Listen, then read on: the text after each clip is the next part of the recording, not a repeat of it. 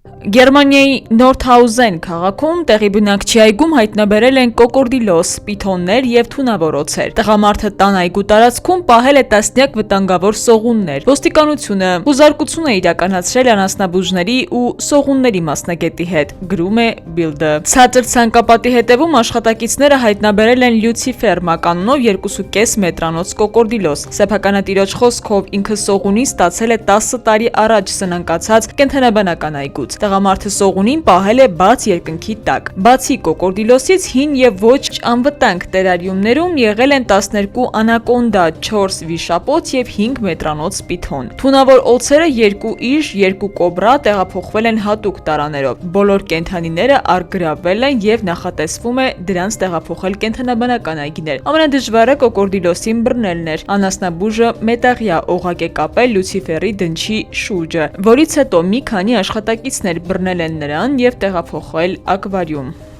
Բաժանորդագրվեք Թերթ ԵՄ-ին։